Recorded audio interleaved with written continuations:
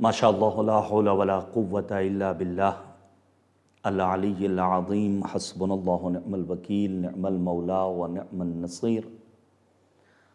अऊज़ु बिल्लाहि मिनश शैतानिर लईनिर रजीम। बिस्मिल्लाहिर रहमानिर रहीम। रब्बि इश्रह ली सदरी व यस्सिर ली अमरी वहलुल उक़दतम मिन लिसानी यफ़क़हू क़ौली। अल्हम्दुलिल्लाहि रब्बिल आलमीन वल आक़िबतु लिल मुत्तक़ीन वल जन्नतु लिल मुमिनीन वन्नारु लिल मुल्हिदीन वल मुनाफ़िक़ीन वल काफ़िरीन वल आसीन व सल्लल्लाहु अला सय्यिदिना मुहम्मदिन व आलिहिल अत्यबीन अल अंजबीन अल अत्हरीन अल अकरमीन अल मासूमीन अल मज़लूमीन अल मुंतखबीन अल मुंतजबीन अल्लज़ीना अज़हबल्लाहु अन्हुमुर रिज्सा व तहहरहुम तत्हीरा। अल्लाहुम्मा सल्लि अला मुहम्मदिन व आलि मुहम्मद व अज्जिल फ़रजहुम वल्लअनतु दाइमतुल बाक़िय्यतु अला अअदाइहिम अजमईन मिनल आना इला क़ियाम यौमिद्दीन आमीन या रब्बल आलमीन। अम्मा बअदु फ़क़द क़ाल रसूलुल्लाहि सल्लल्लाहु अलैहि व आलिहि वसल्लम इन्नी तारिकुम फ़ीकुमुत्थक़लैन किताबल्लाहि व इत्रती अहल बैती मा इन तमस्सकतुम बिहिमा लन तज़िल्लू बअदी वलन यफ्तरिक़ा हत्ता यरिदा अलैयल हौज़। मैं तमाम नाज़रीन से गुजारिश करता हूँ कि एक मरतबा सूरह हम्द और 3 मरतबा सूरह इखलास की तिलावत करके मरहूम व मग़फ़ूर अलहाज सैयद मोहम्मद हैदर रिज़वी इब्न जनाब सैयद ज़ीजाह अहमद रिज़वी की रूह को इरसाल फरमा दें। अल्लाहुम्मा सल्लि अला मुहम्मद व आलि मुहम्मद, अल्लाहुम्मा सल्लि अला मुहम्मद व आलि मुहम्मद, अल्लाहुम्मा सल्लि अला मुहम्मद व आलि मुहम्मद। बिस्मिल्लाहिर्रहमानिर्रहीम। अल्हम्दुलिल्लाहि रब्बिल आलमीन अर्रहमानिर रहीम मालिकि यौमिद्दीन इय्याका नअबुदु व इय्याका नस्तईन इहदिनस सिरातल मुस्तक़ीम सिरातल लज़ीना अनअमता अलैहिम गैरिल मग़ज़ूबि अलैहिम। बिस्मिल्लाहिर्रहमानिर्रहीम। क़ुल हुवल्लाहु अहद अल्लाहुस समद लम यलिद व लम यूलद व लम यकुल लहू कुफुवन अहद। बिस्मिल्लाहिर्रहमानिर्रहीम। क़ुल हुवल्लाहु अहद अल्लाहुस समद लम यलिद व लम यूलद व लम यकुल लहू कुफुवन अहद। बिस्मिल्लाहिर्रहमानिर्रहीम। क़ुल हुवल्लाहु अहद अल्लाहुस समद लम यलिद व लम यूलद व लम यकुल लहू कुफुवन अहद। कज़ालिका अल्लाहु रब्बी। अल्लाहुम्मा सल्लि अला मुहम्मद व आलि मुहम्मद। अल्लाहुम्मा सल्लि अला मुहम्मद।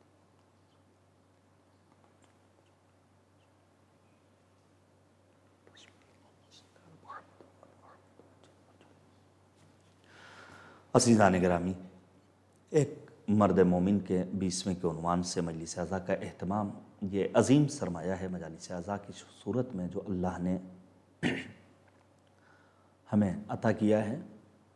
वक़ार शाम व सहर है हुसैन की मजलिस, सुकून क़ल्ब व जिगर है हुसैन की मजलिस, गुरूर फ़िक्र व नज़र है हुसैन की मजलिस, मताए नोए बशर है हुसैन की मजलिस। ठिकाना और कहाँ दर्द व गम के मारों का, यही तो एक सहारा है बेसहारों का। जब अपना कोई अज़ीज़ रुख़सत होता है तो दिल मुस्तरिब होता है, आंखें नमनाक होती हैं, उनकी यादें मरहूम की बातें सताती हैं। लेकिन हुक्म परवरदिगार के सामने सर तस्लीम को ख़म कर देना, यह बंदगी परवरदिगार का मुतालबा भी है और कमाल इम्तियाज़ भी है। मैं तमाम पसमानदगान की खिदमत में दिली ताज़ियत और तस्लियत पेश करता हूँ। रब्बे करीम की बारगाह में मरहूम के उलूव दरजात की दुआ करता हूँ। बहरहाल खुदा सलामत रखे उन जवानों को जिन्होंने ऑनलाइन मजालिस अज़ा को अमली शक्ल दी ताकि दीनी मतालिब पहुँच सकें और साथ ही साथ ईसाल सवाब का काम भी बनहव एहसन अंजाम पा सके। दौर बड़ा सख्त दौर है। माबूद इस मनहूस वबा से दुनियाए इंसानियत को बिलउमूम और आशिकान रसूल और आले रसूल को बिलखुसूस महफूज रखे, यह हमारी पहली दुआ है। नबी ख़ातम सैयदुल मुरसलीन हज़रत मोहम्मद मुस्तफ़ा सल्लल्लाहु अलैहि वसल्लम, जिनकी ज़िंदगी का लहज़ा लहज़ा तमाम मुसलमान के लिए, तमाम आशिकान रसूल और आले रसूल के लिए मशअल राह, पैगम्बर ख़ातम की मशहूर मारूफ़ हदीस सक़लैन को मैंने मशअल राह करार दिया। नबी आज़म ने फरमाया, इन्नी तारिकुम फ़ीकुमुत्थक़लैन किताबल्लाहि व इत्रती अहल बैती। मैं तुम्हारे दरमियान 2 गिना कदर चीज़ें छोड़कर जा रहा हूँ, एक क़ुरान करीम, दूसरा अहले बैत ताहिरीन। जो इन दोनों से वाबस्ता हो गया وہ ہرگز ضلالت و گمراہی میں مبتلا نہیں ہوگا، اور یہ دونوں ایک دوسرے سے جدا نہیں ہوں گے یہاں تک کہ حوض کوثر پر نبی خاتم سے ملاقات کریں۔ عموماً ہمارے یہاں اہل بیت طاہرین علیہم السلام کا تذکرہ ہوتا ہے، البتہ بعض نقوش زندگانی معصومین علیہم السلام پہنچائے جاتے ہیں۔ میں چاہتا تھا کہ تذکرہ کروں صادق آل محمد حضرت امام جعفر صادق علیہ السلام کا، لیکن مستقل آپ علماء کے بیانات سن رہے ہیں۔ روز شہادت گزر چکا ہے، 63 برس کی زندگی ہے نبی اعظم کی، امیر المؤمنین کی، لیکن شیخ الائمہ کسے کہا گیا؟ 65 برس کی عمر میں امام جعفر صادق علیہ السلام نے اس دنیا فانی کو وداع کہا، دار بقا کی جانب کوچ کیا، جام شہادت نوش کیا۔ آپ انصاف سے بتائیے، امام جعفر صادق علیہ السلام کا کتنا تذکرہ ہمارے یہاں ہوتا ہے؟ امام جعفر صادق علیہ السلام نے علم کی راہ میں جو تلاش و کوشش کی، ہم کتنا ان کو سنتے ہیں؟ امام جعفر صادق علیہ السلام کی یونیورسٹی کے سلسلے میں ہم کتنی باتوں کو سنتے ہیں؟ ہم دیکھتے ہیں کہ تمام کے تمام اہل سنت کے ائمہ مذاہب اربعہ پر احسان ہے جعفر صادق علیہ السلام کا۔ امام جعفر صادق علیہ السلام کے سلسلے میں تمام ائمہ اہل سنت نے اعتراف علم فضیلت کیا ہے۔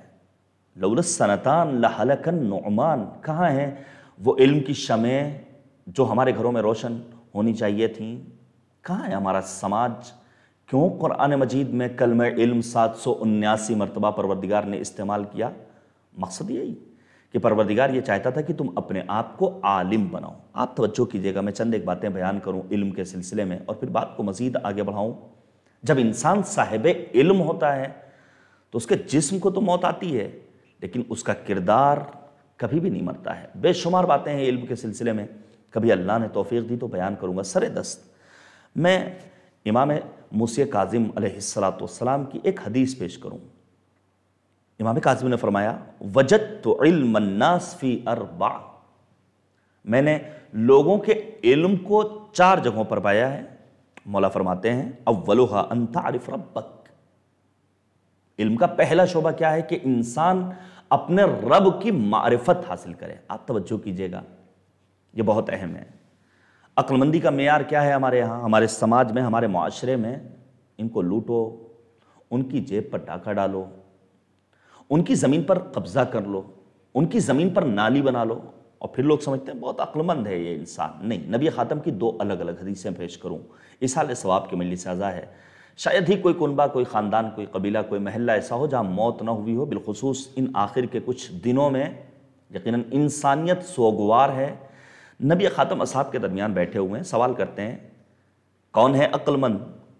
اصحاب نے دست ادب جوڑ لیے، نبی اور اللہ بہتر جانے، بہترین علم کا مالک پروردگار عالم اور اس کا حبیب پیغمبر خاتم نے اس موقع پر فرمایا، اکثرہم ذکر للموت، عقل مند ہے وہ انسان جو اپنی موت کو یاد کرے۔ فقط یاد نہیں کرنا ہے، بعض افراد مایوسی کا شکار ہو کر کے یہ آرزو کرتا ہے مر جائیں تو چھٹی ملے، نہیں، یہ اللہ کو پسند نہیں ہے۔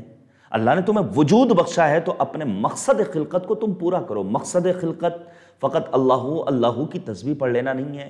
اسی لیے معصوم نے فرمایا، لا تنظروا الی طول رکوعہم ولا الی سجودہم، کسی انسان کے ایمان کو پرکھنا ہو، اس کی ذات اور شخصیت کو پہچاننا ہو تو اس کے لمبے لمبے رکوع اور سجدوں کو مت دیکھو۔ پھر کیا کریں؟ کہا بل تنظروا الی صدق الحدیث و اداء الامانہ، یہ دیکھو گویائی میں صداقت ہے یا نہیں، یہ دیکھو امانت داری ہے یا نہیں۔ تو عقل مند کون ہے؟ جو اپنی موت کو یاد کرتا ہو۔ فقط یاد نہیں کرنا ہے، موت کے لیے اپنے آپ کو آمادہ کرنا ہے۔ آپ پڑھیے گا سورہ مبارکہ انبیاء کی آیت نمبر 34 کو مالک نے آواز دی، وَمَا جَعَلْنَا لِبَشَرٍ مِّن قَبْلِكَ الْخُلْدَ أَفَإِن مِّتَّ فَهُمُ الْخَالِدُونَ، اے پیغمبر ہم نے آپ کو ابدی حیات کا مالک نہیں بنایا کہ اگر آپ اس دنیا سے رخصت ہو جائیں، آپ کا انتقال ہو جائے، آپ رحلت کر جائیں تو یہ مشرکین ہمیشہ باقی رہنے والے ہیں؟ نہیں، مشرکین کے اعتراض کا منہ توڑ جواب دیا ہے کریم پروردگار نے اس ایک آیت کریمہ میں۔ اور آیت نمبر 35 سورہ انبیاء کی پڑھیے، کل نفس ذائقۃ الموت، ہر نفس کو موت کا مزہ چکھنا ہے۔ موت سے گھبراتا کون ہے؟ جو عمل سے خالی ہو، جو دنیا کا دل دادا ہو، حب الدنیا رأس کل خطیہ، دنیا کا دل دادا ہونے کا مطلب کیا ہے کہ انسان دنیا کی زرق و برق میں گم ہو کر رہ جائے۔ علامہ اقبال رحمت اللہ تعالیٰ علیہ نے کیا خوب کہا تھا کہ کافر کی یہ پہچان کہ آفاق میں گم ہے، مومن کی یہ پہچان کہ گم اس میں ہے آفاق۔ مومن وہ ہوتا ہے جو زمین و آسمان کی خلقت میں غور و فکر کرتا ہے، الذین یتفکرون فی خلق السماوات والارض، اور پھر قدرت کو پہچانتا ہے، معرفت پروردگار حاصل کرتا ہے۔ میں ایک جملہ کہنا چاہتا ہوں، زمین و آسمان کو دیکھ کر کے، کائنات کے موجودات کو دیکھ کر کے، مخلوقات عالم کو دیکھ کر کے خدا کو پہچاننا یہ عام بندگان خدا کا کمال ہے۔ لیکن ہمارا سلام ہو امیر المؤمنین یعصوب الدین، امام العارفین، مولا الموحدین، حضرت علی مرتضیٰ علیہ السلام اور آپ کی اولاد پر، جنہوں نے خدا کو خود خدا کی ذات کے ذریعے پہچانا ہے۔ پڑھیے آپ دعائے صباح، پڑھیے آپ دعائے ابو حمزہ صومالی امام سجاد کی۔ امیر المؤمنین دعائے صباح میں کیا فرماتے ہیں؟ یا من دل علی ذاتہ بذاتہ۔ امام سجاد دعائے ابو حمزہ صومالی میں کیا فرماتے ہیں؟ بک عرفتک وانت الذی دللتنی علیک ودعوتنی الیک، کہ خدا کو پہچانا ہے خود ذات خدا کے ذریعے۔ کائنات کے موجودات کو دیکھ کر کے خدا کو پہچاننا یہ ہمارا کمال، لیکن خدا کو خدا کی ذات کے ذریعے پہچاننا یہ اہل بیت طاہرین علیہم السلام کا ترہ امتیاز۔ ہمیں پڑھنا چاہیے دعا، اللہم عرفنی نفسک فإنک ان لم تعرفنی نفسک لم اعرف رسولک، اللہم عرفنی رسولک فإنک ان لم تعرفنی رسولک لم اعرف حجتک، اللہم عرفنی حجتک فإنک ان لم تعرفنی حجتک ضللت عن دینی، اللہم لا تمتنی میتتا جاہلیہ ولا تضغ قلبی بعد اذ ہدیتنی۔ عزیزان گرامی، پہلا علم وہ ہے معرفت رب، اول الدین معرفتہ۔ معرفت پروردگار کا تقاضا کیا ہے کہ انسان حکم خدا کے سامنے سر تسلیم کو خم کر دے۔ پھر امام کاظم علیہ السلام فرماتے دوسرا علم ان تعرف ما صنع بک، انسان خود کو پہچانے۔ جب تک انسان خود شناس نہیں ہوگا خدا شناس نہیں ہو سکتا ہے۔ اپنی ذات کو پہچاننا، انسان اپنی لیاقت کو پہچانے، انسان اپنی استعداد کو پہچانے، انسان اپنی صلاحیت کو پہچانے۔ آپ توجہ کیجئے گا، پڑھیے سورہ رحمان میں مالک نے کیا آواز دی، ایک ایسا سورہ جس کے لیے بی بی دو عالم، شہزادی کونین، صدیقہ طاہرہ، شجنت المصطفیٰ، ام ابیہا، حضرت فاطمۃ الزہرا سلام اللہ علیہا نے فرمایا قارئ الحدید والرحمن وَإِذَا وَقَعَتْ يُدْعَ فِي السَّمَاوَاتِ وَالْأَرْضِ سَاكِنًا فِرْدَوْس، سورہ حدید کو پڑھنے والا، سورہ واقعہ کی تلاوت کرنے والا، سورہ رحمان کو پڑھنے والا زمین و آسمان میں ساکن فردوس کے نام سے پکارا جاتا ہے۔ فردوس، فردوس بری آپ سنتے ہیں، جنت کا اعلیٰ ترین مقام و مرتبہ ہے۔ پروردگار نے اس سورہ رحمان میں متوجہ کیا انسانوں کو، اور بار بار کہا ہے فَبِأَيِّ آلَاءِ رَبِّكُمَا تُكَذِّبَانِ۔ یہ تنبیہات جو خدا کی جانب سے قرآن میں نازل ہوئی، وہ تنبیہات جو رسول اعظم اور اہل بیت طاہرین سے ہم تک پہنچی، وہ تنبیہات جو امام خمینی کی تنبیہات ہیں، رہبر معظم انقلاب کی تنبیہات ہیں، مرجع القدر جناب آیت اللہ العظمیٰ سید علی حسینی سیستانی دامد اللہ الوارف جیسے مرجع کبیر کی تنبیہات ہیں، انہیں پڑھنا چاہیے، انہیں سمجھنا چاہیے، جو ہمارے بزرگوں کی تنبیہات ہیں۔ کہا خود کو خدا شناس بناؤ۔ سورہ رحمان میں مالک نے آواز دی الرحمن علم القرآن خلق الانسان علمہ البیان۔ پروردگار نے خلقت کا تذکرہ بعد میں کیا ہے، وگرنہ ہونا چاہیے تھا الرحمن خلق الانسان علمہ البیان۔ آیت اللہ العظمیٰ جوادیہ آملی حفظ اللہ شاگرد امام خمینی رحمت اللہ تعالیٰ علیہ نے بڑی حسین گفتگو کی ہے۔ آقا جوادیہ آملی کہتے ہیں پروردگار کا مطالبہ یہ ہے کہ انسان خود اپنی ذات کو پہچانے، انسان کی انسانیت در حقیقت قرآن فہمی سے وابستہ ہے۔ میں یہیں پر بیان کروں گا، شہزادی کونین نے خطبہ فدق دیا، آپ توجہ کیجئے گا، میں نے عرض کیا ہمارے یہاں معصومین کا تذکرہ ہے، وہ بھی چند ایک گوشوں کا، چند ایک شعبۂ حیات کا، چند ایک تاریخی واقعات کا، قرآن کا تذکرہ نہیں ہوتا ہے۔ میں پھر گزارش کروں گا، میں بارہا یہ بات کہہ چکا ہوں، ہمارے شہر میں 100 سے زیادہ انجمنیں ہیں، کیا کوئی قرآنی انجمن بھی ہے؟ ہمارے یہاں ہر دوسرا چوتھا بچہ منقبت خان نوحہ خان ہے، کیا کوئی حافظ قرآن بھی ہے؟ کب ہم بیدار ہوں گے؟ کب ہم قرآن کے تئیں اپنی ذمہ داری کو سمجھیں گے؟ قرآن فہمی کے بغیر انسان کی انسانیت مکمل نہیں ہو سکتی۔ بی بی دو عالم نے خطبہ فدق دیا، جناب علامہ مجلسی رضوان اللہ تعالی علیہ نے اس بات کو لکھا کہ شہزادی کونین نے خطبہ فدق میں کم از کم 27 آیتوں کو استعمال کیا ہے، اور بی بی دو عالم نے دشمنان امیر المؤمنین کو خطاب کر کے یہی کہا تھا، تم کہاں جا رہے ہو؟ کتاب اللہ بین اظہرکم، خدا کی کتاب تمہارے سامنے ہے، اس کو حاکم بناؤ، پھر فیصلہ کرو کہ تمہارا عمل صحیح ہے یا غلط ہے۔ میں قرآن کے سلسلے میں ایک دو باتیں اور عرض کروں آپ کی خدمت میں۔ پروردگار نے اس قرآن مجید کو، توجہ کیجئے گا، رحمت کا نام دیا۔ مثال کے طور پر سورہ مبارکہ اسراء کی آیت نمبر 82 میں مالک نے آواز دی، وَنُنَزِّلُ مِنَ الْقُرْآنِ مَا هُوَ شِفَاءٌ وَرَحْمَةٌ لِّلْمُؤْمِنِينَ۔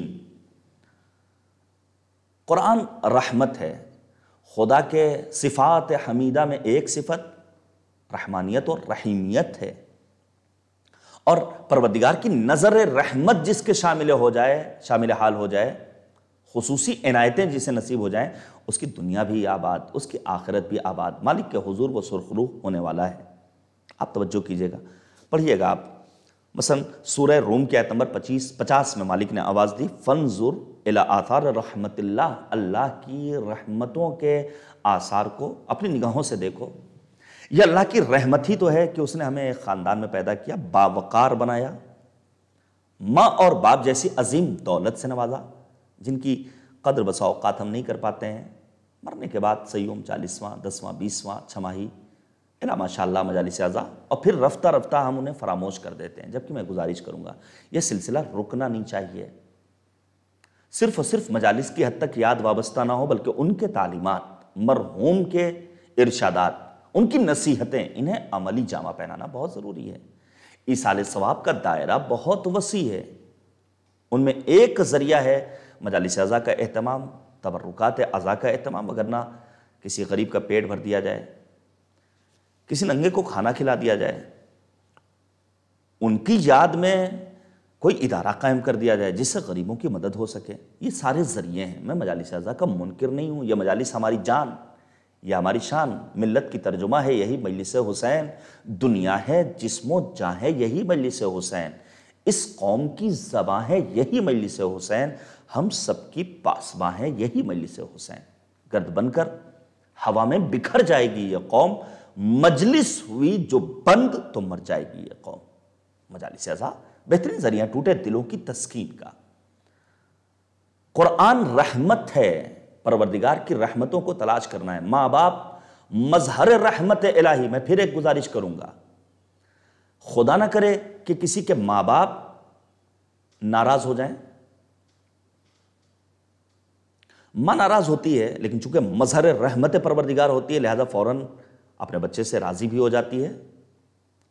ہم اور آپ دعائے کمیل میں کیا پڑھتے ہیں؟ یا سریع الرضا، جلدی راضی ہو جانے والے خدا۔ مظہر رحمت پروردگار ہے ماں، جلدی راضی ہو جاتی ہے، لیکن اگر کسی کا باپ ناراض ہو جائے اور اپنی اولاد کے حق میں جو باپ بد دعا کر دے، تو ہمارے اور آپ کے 8ویں امام حضرت سامن الحجج غریب توس معین الضعفاء امام رضا غریب نے فرمایا، قلت النسل وانقطاعہ، نسل منقطع ہو جاتی ہے پھر کوئی نام لینے والا باقی نہیں بچتا ہے۔ آیت آنے والا مولوی قندہاری جیسے عارف کے پاس مشہد مقدس میں، اور آنے کے بعد کہتا ہے کہ آغا ہم نے مرحوم نقودکی اصفہانی کے نسخے پر عمل کیا، پھر بھی میری حاجت پوری نہیں ہوئی۔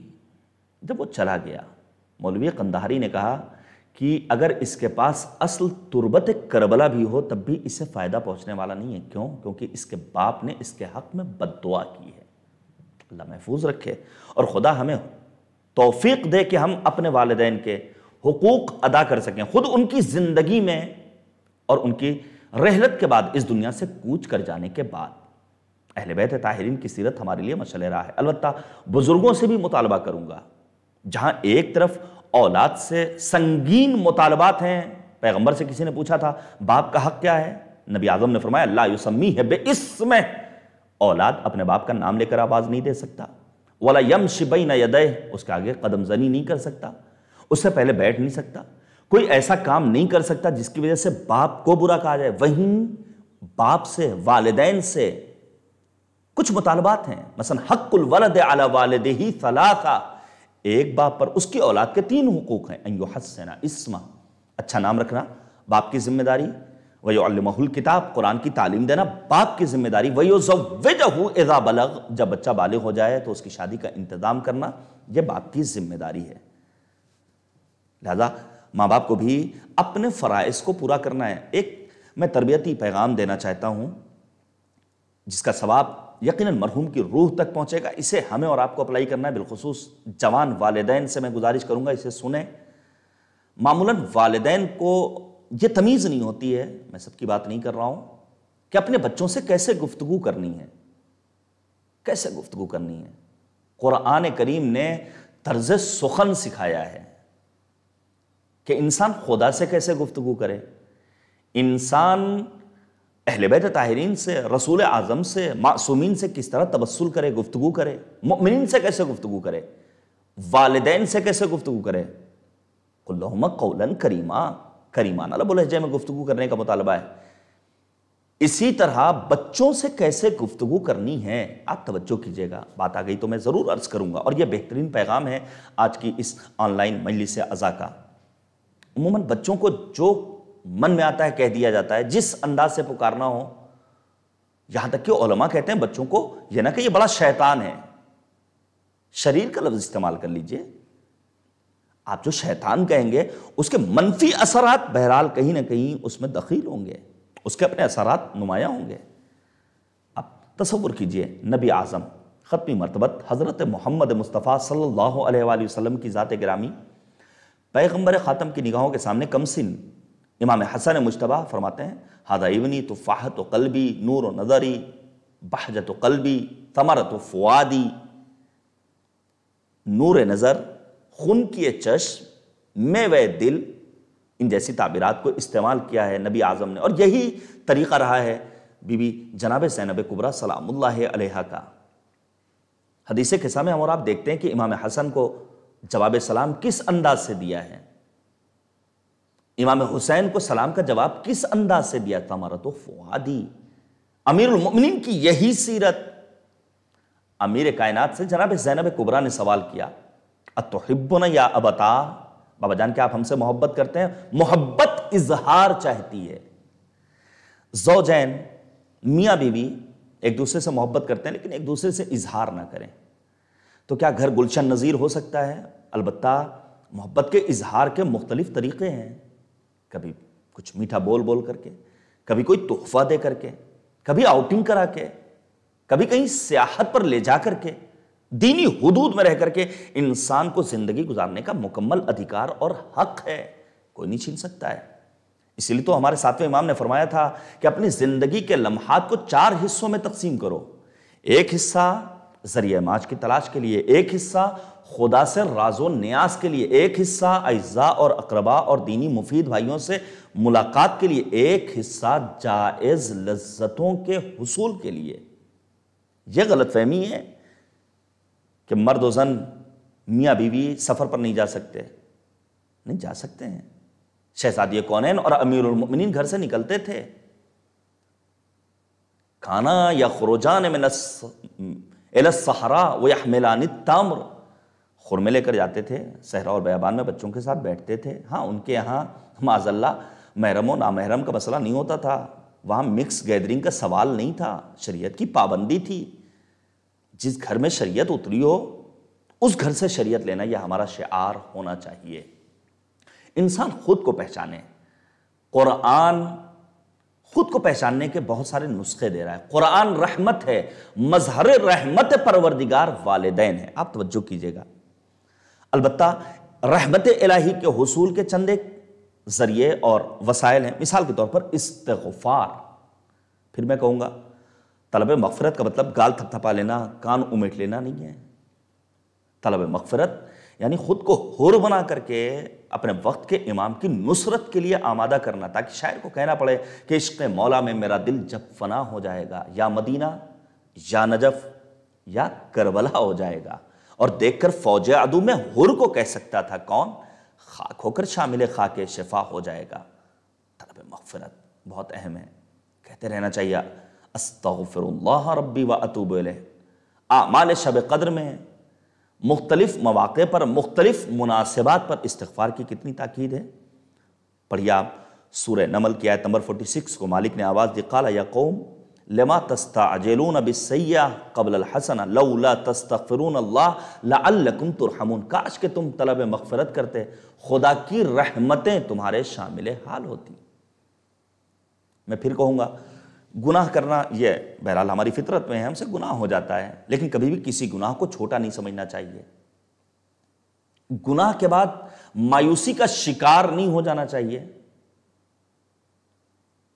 تقطع رجائی جیسا لفظ دعائے کمیل میں آیا ہے، الہی لا تقطع رجائی، وہب قلبی کی ماں نے میدان کربلا میں کہا تھا۔ لیکن یہ امیدواری کیسے پیدا ہوگی؟ عمل کے ذریعے۔ بغیر عمل کے انسان امیدوار رہے، ایک انسان جو گھر میں بیٹھا ہوا ہے اور پھر سے سوچے کہ لکھپتی بن جائے، دولت مند بن جائے، ہائی اسٹائل زندگی ہو جائے، اسٹینڈرڈ بہت مینٹین رہے، ممکن نہیں ہے۔ لہذا انسان کو میدان عمل میں اترنا ہوگا۔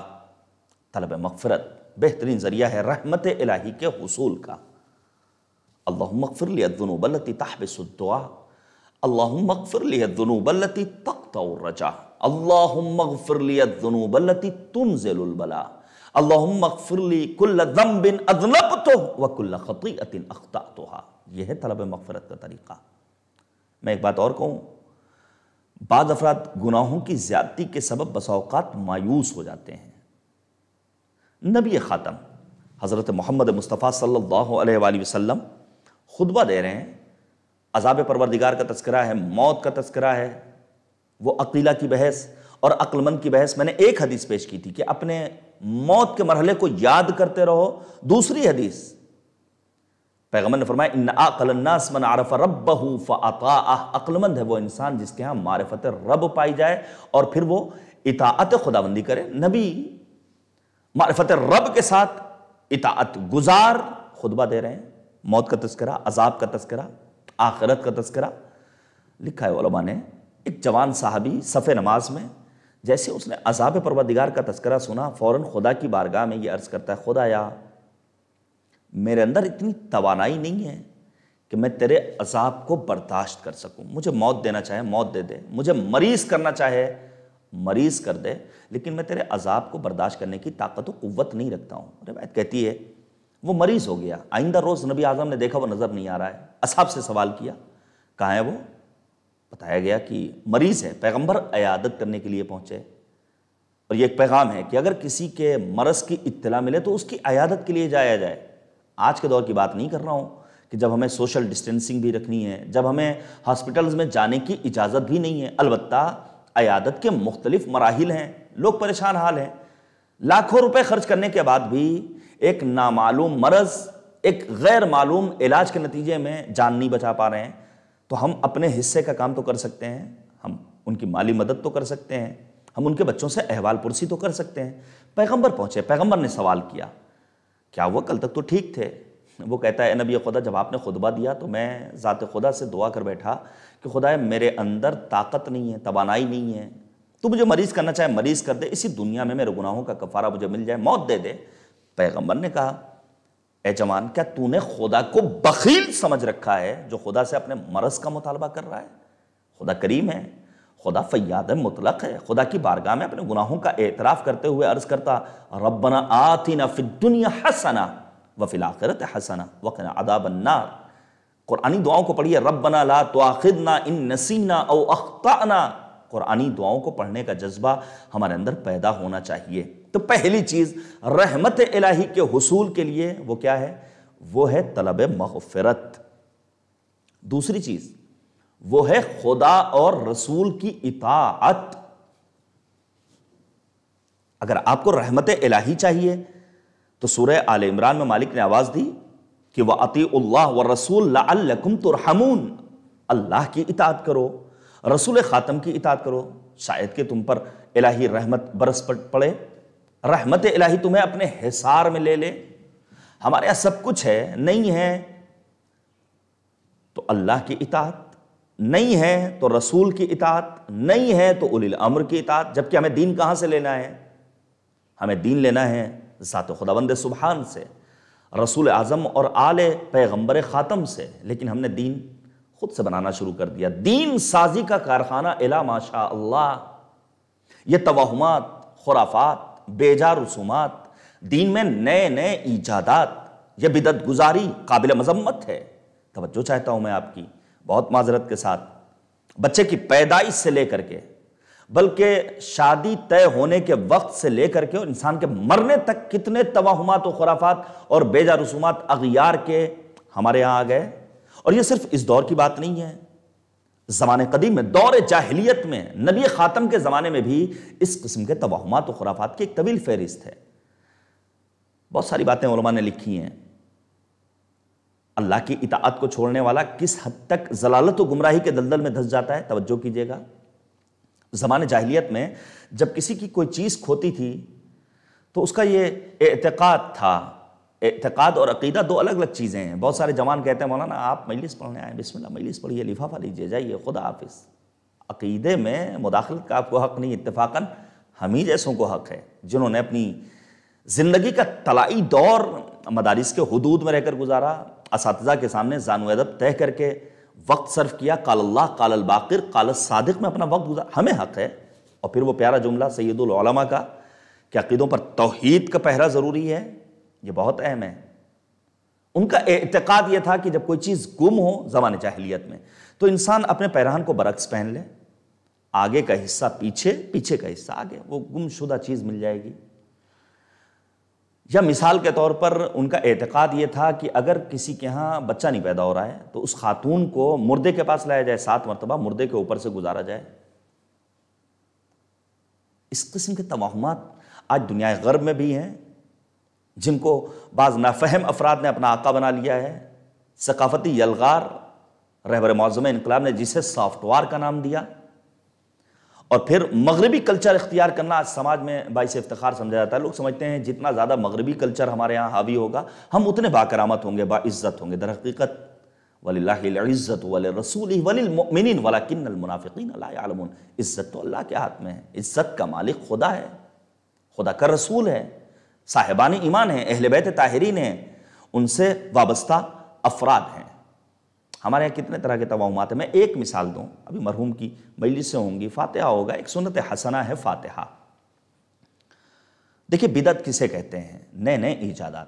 فاتحہ ایک سنت حسنہ ہے، کھانا رکھا جاتا ہے، خوشبو کی جاتی ہے، لیکن فرض کیجئے کسی ذہن میں یہ آ جائے کہ جب تک اگربتی روشن نہیں ہوگی فاتحہ کمپلیٹ نہیں ہے، یہ ہے بدعت گزاری، اسلام اجازت نہیں دیتا ہے۔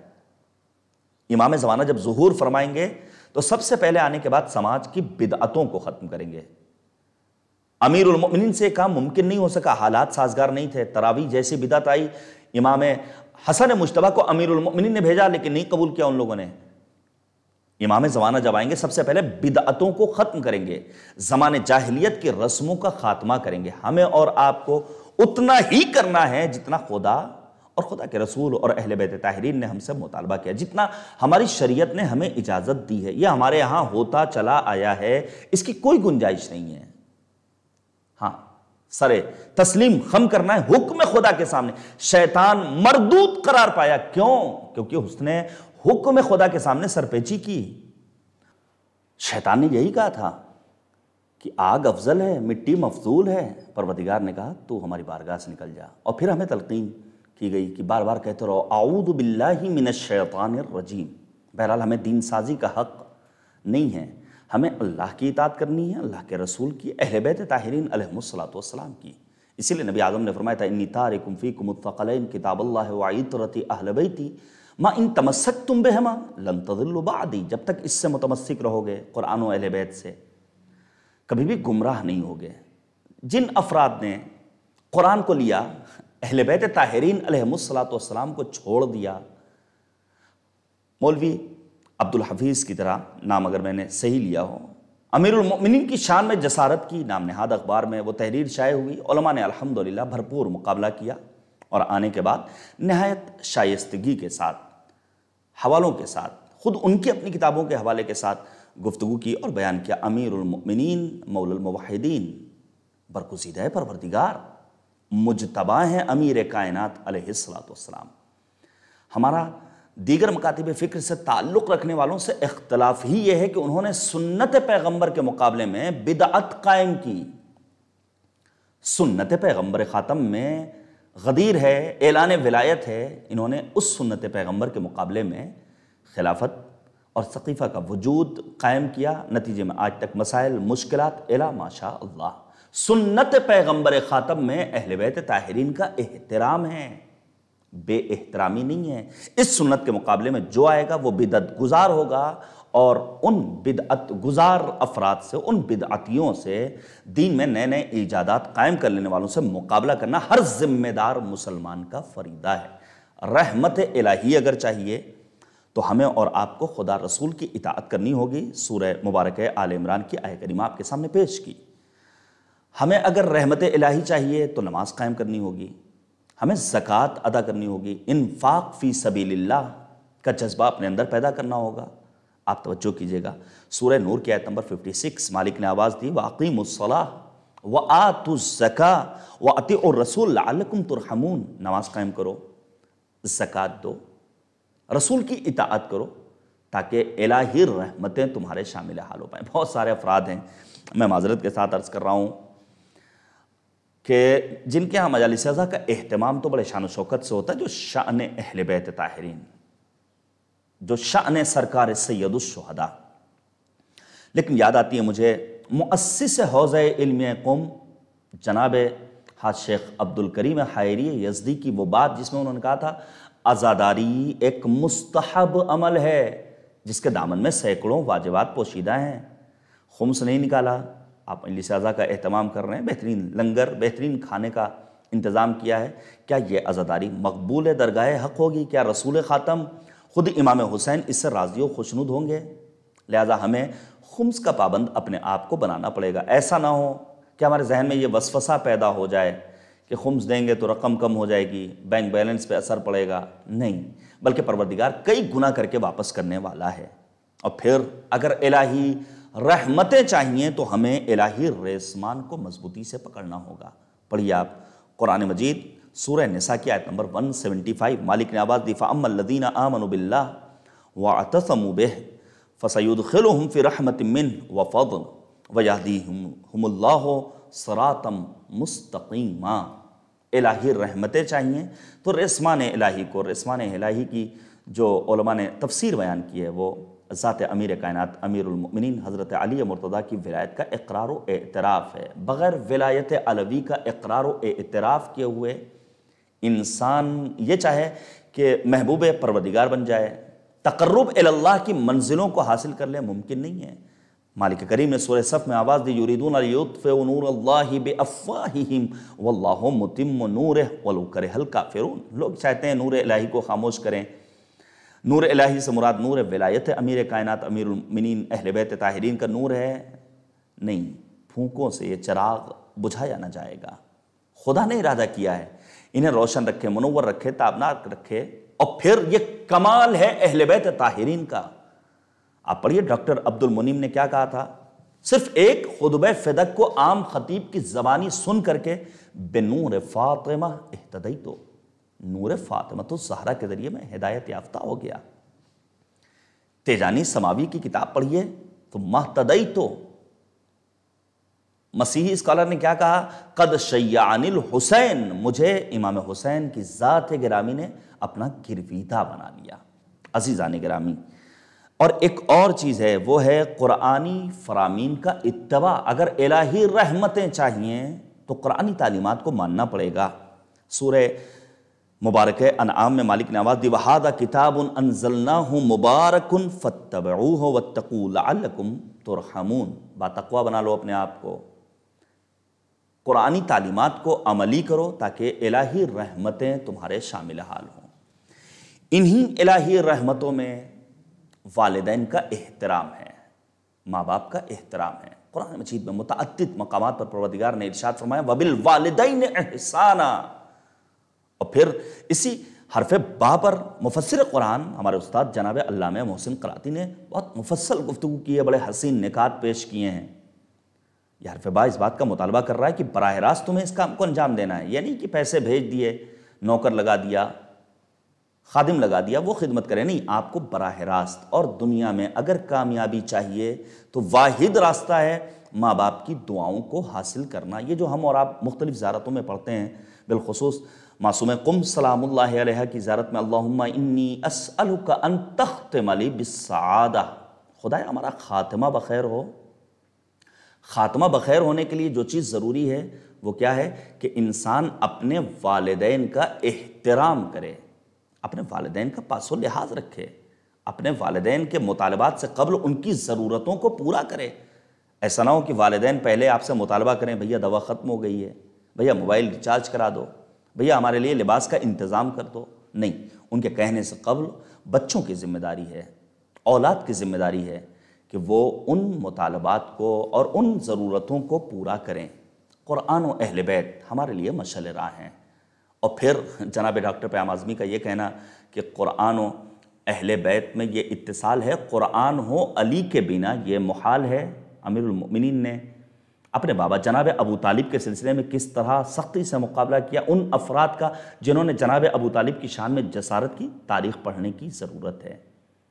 امام خمینی نے کہا تھا تاریخ کا مطالعہ کرو تاکہ تم گزشتہ اقوام کی زندگیوں سے عبرت حاصل کرو. آخری بات کو یہیں پر تمام کروں گا، اس سے زیادہ وقت میں گنجائش بھی نہیں ہے.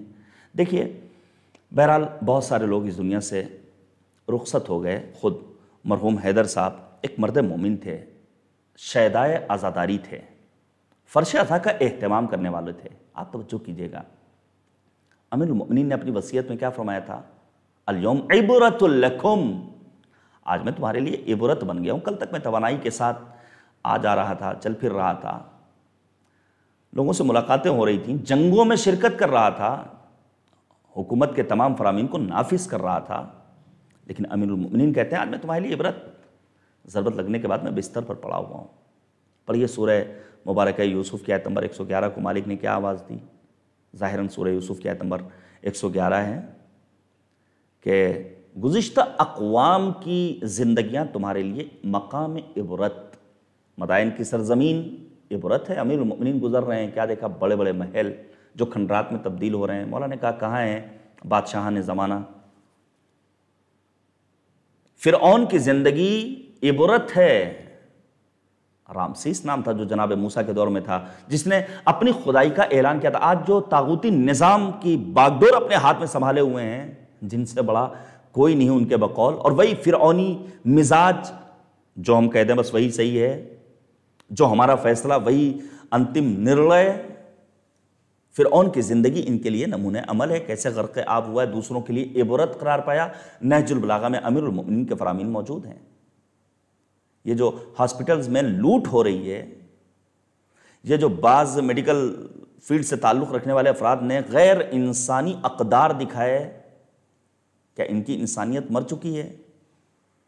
یہ جو کالا بازاری کا سلسلہ شروع ہوا، یہ چند روپے کی چیز جو ہزاروں لاکھوں روپے میں فروخت ہوئی، نتیجے میں مریض کو جو اذیت ہے وہ ہے. تیمارداروں کو کتنی پریشانیوں کا سامنا کرنا پڑا.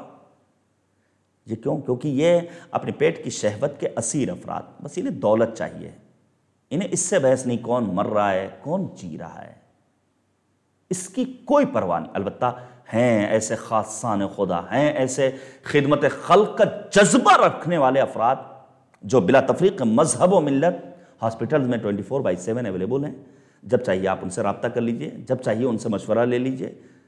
ہیں ایسے افراد، میرا سلام ہو ان تمام افراد کو جنہوں نے اس سخت دور میں انسانیت کی فلاح کے لیے، ان کی نجات کے لیے اپنی زندگی کو وقف کر دیا. واقعی یہ جہاد ہے. اسلامی جہاد وہ نہیں کہ جو عام طور سے لوگوں کے ذہن میں آتا ہے کہ خون خرابہ، تیر و تبر، توپ ٹینک اسلحہ. نہیں، اسلامی جہاد یہ ہے کہ دوسروں کی خدمت کے لیے اپنے آپ کو وقف کر دو. خدمت خلق کا جذبہ تمہارے اندر پیدا ہو جانا چاہیے. ایسے افراد لائق صد احترام ہیں. میں واقعی ان کے والدین کو مبارکباد پیش کرتا ہوں کہ کتنا اچھا انسان آپ نے سماج کے سپرد کیا ہے. قارون عبرت ہے، قرآن کہتا ہے عبرت ہے قارون کی زندگی تمہارے لیے. قارون کون؟ جسے اللہ نے اتنی دولت دی تھی کہ اس کے خزانے کی چابیاں 300 خچروں پر سوار ہوتی تھیں، بائبل میں لکھا ہوا یہ۔ اور لوگ جب اس کی دولت کو دیکھتے تھے، جب اس کے انداز کو دیکھتے تھے تو آرزو کرتے تھے کاش ہمارے پاس بھی اتنی ہی دولت ہوتی۔ اور جب وہ کیفر کردار تک پہنچا ہے تب انہی لوگوں نے کہنا شروع کیا نہیں، جو اللہ کی جانب سے اجر ملنے والا ہے وہ عظیم ہے۔ بہرحال یہ اموات، یہ لوگوں کا اس دنیا سے گزر جانا، یہ لوگوں کا مریض ہونا، یہ سب عبرت ہے کہ انسان کبھی بھی اپنے سر غرور کو بلند نہ کرے، انسان کبھی بھی یہ تصور نہ کرے کہ اب ہمیشہ کے لیے ہم اس دنیا میں آ گئے ہیں، نہیں، جو آیا ہے اسے مالک کی بارگاہ میں واپس پلٹ کر جانا ہے۔ بس یہیں پر میں بات کو تمام کروں گا۔ انشاءاللہ حالات بہتر ہوں، حالات سازگار ہوں، اور پھر آپ علماء کو دعوت سخن دیں، علماء آئیں، آف لائن مجلس ہو حاضرین کی موجودگی میں، اور مزید مطالب آپ کے حضور پیش کیے جائیں۔ یہ بھی ایک توفیق ہے۔ اور رہبر معظم انقلاب کی بابصیرت قیادت کو ہمارا سلام، جنہوں نے کہا تھا کہ سوشل میڈیا کو ذریعہ بنا لو کہ ہر گھر میں کربلا بن جائے۔ ہر گھر میں آج تذکرہ ہو رہا ہے ذات سرکار سید الشہداء حضرت امام حسین علیہ السلام کا۔ میں چند جملے مصائب کے آپ کے سامنے پیش کرنا چاہتا ہوں۔ امام جعفر صادق علیہ السلام کا روز شہادت گزر گیا، آنکھیں اشک بار ہیں۔ ہم جب اپنے قبرستانوں میں جاتے ہیں تو ہم دیکھتے ہیں کہ پھول کی چادریں بھی ہیں، پتھر بھی نصب کیے گئے ہیں۔ لوگ جاتے ہیں، عرق گلاب لے کر جاتے ہیں، خوشبو کرتے ہیں، قبر کو معطر کرتے ہیں، درد دل کرتے ہیں۔ ایک عام انسان جو اس دنیا سے رخصت ہو جائے اس کی قبر کے احترام کا یہ عالم ہے، لیکن وہ ظالمین جو اپنے اسلاف کی سیرت پر عمل کر رہے ہیں، آل سعود بقی میں امام جعفر صادق علیہ السلام کی قبر آج بھی ویران ہے۔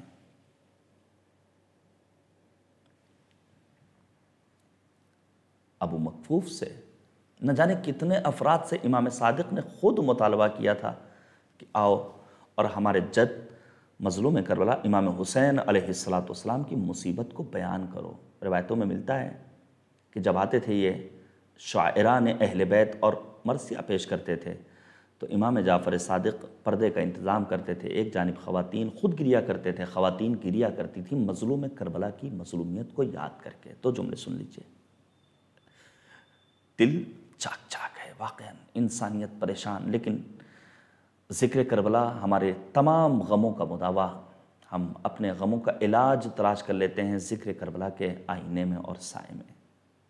میں آپ کے سامنے پیش کروں، 35 برس امام سجاد نے اپنے بابا کی مظلومیت کو یاد کیا۔ امام سجاد کے سامنے جب کبھی کھانا آتا تو امام سجاد یہی فرماتے تھے، قتل ابن رسول اللہ جائعا، نواسہ رسول کو بھوکا مارا گیا۔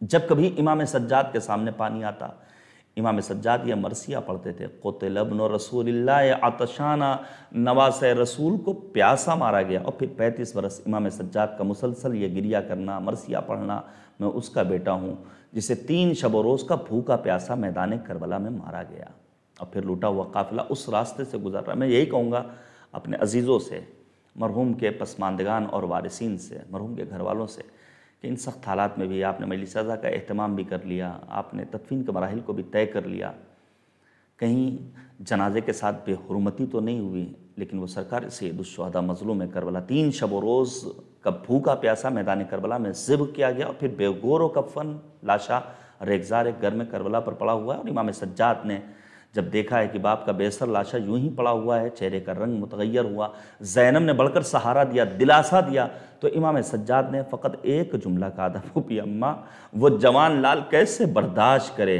جس کے باپ کا بے سر لاشا ریگزار ایک گھر میں کربلا پر پڑا ہو، اور بیٹا اتنا مجبور ہو کہ ہاتھوں میں ہتکڑیاں، پیروں میں بیڑیاں، گلے میں طوق خاردار، کمر میں لنگر، وسيعلم الذين ظلموا أي منقلب ينقلبون إنا لله وإنا إليه راجعون رضا بقضائه وتسليما لأمره إلهي لا معبود سواك إلهي بحق الزهراء وأبيها وبعلها وبنيها وسر المستودع فيها بعدد ما أحاط به علم خدایا ہماری اس عبادت کو قبول فرما۔ معبود آیات و روایات کی روشنی میں جو ذکر قرآن و اہل بیت تھا، اس کا جو بھی ثواب ہو مرحوم کی روح انور تک پہنچا دے۔ اے کریم پروردگار ہمارے وقت کے امام کو ہم سے راضی و خوشنود فرما، امام زمانہ کے ظہور میں تعجیل فرما، مرحوم کو جوار رحمت میں جگہ کرامت فرما، ان کے گناہان کبیرہ و صغیرہ کی مغفرت فرما، ان کے پسماندگان کو صبر جمیل نصیب فرما۔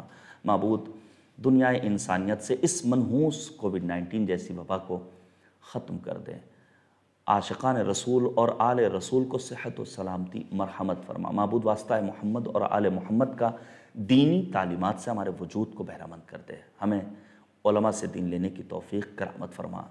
ان سخت ایام میں جن علماء نے، جن مؤمنین نے، جن جوانوں نے جس لحاظ سے بھی دین و مذہب کی، انسانیت کی خدمت کی ہے، معبود ان سب کے توفیقات خیر میں اضافہ فرما، ہمارے والدین کو ہم سے راضی فرما۔ اے کریم پروردگار ہمیں اپنے بچوں کی دینی تعلیم اور دینی تربیت کا بندوبست کرنے کا ذمہ دے دے اور ہمیں توفیق دے کہ ہم اپنے بچوں کی دینی تربیت کر سکیں۔ اے کریم پروردگار علماء، افاضل، واعظین، خطباء، ذاکرین، شعراء، مراجع عظام، بالخصوص رہبر فرزانہ حضرت آیت اللہ العظمیٰ خامنئی محافظ کربلا، آیت اللہ العظمیٰ سیستانی، سید مقاومت سید حسن نصر اللہ کو دشمنوں کے شر سے محفوظ رکھ۔